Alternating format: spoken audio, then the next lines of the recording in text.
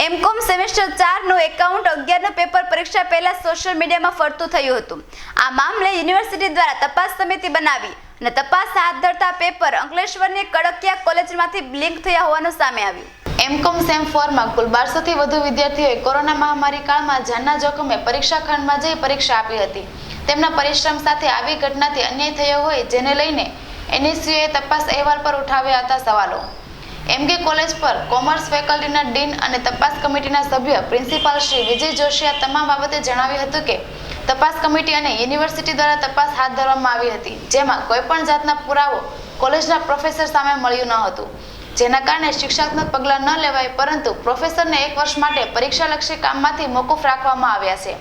તો બીજી બાજુ એનએસયુઆઈના સભ્યો દ્વારા કાર્યવાહી બાબતે જણાવવામાં આવ્યું હતું કે માત્ર 100 રૂપિયા દંડ વસૂલાતા એમકે કોલેજ કોમર્સ ફેકલ્ટીના ડીન અને તપાસ કમિટીના સભ્ય વિજય જોશીએ એનએસયુઆઈના સભ્યો દ્વારા આવેદનપત્ર પાઠવી રજૂઆત કરવામાં આવી હતી કે વિદ્યાર્થી સાથેના ભવિષ્ય સાથે રમત રમનાર પ્રોફેસરને કડકમાં કડક સજા થાય અને આવી ગેરરીતિઓ ફરી ન થાય તેવી માંગ કરી હતી।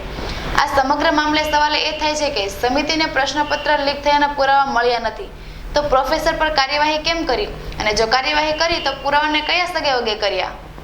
ગત તારીખ 11/9/2020ના રોજ એમકોમ પાર્ટ 2ની પરીક્ષાનું જે પ્રશ્નપત્ર પરીક્ષા પહેલાં સોશિયલ મીડિયામાં ફરતું થઈ ગયું હતું, તેની અંદર અંકલેશ્વર સ્થિત કડકિયા કોલેજના પ્રોફેસર દ્વારા આ પ્રશ્નપત્ર લીક થયા હોવાનું બહાર આવ્યું હતું। ત્યારબાદ યુનિવર્સિટીના તપાસ કમિટીનો અહેવાલ બહાર પાડવામાં આવ્યો હતો।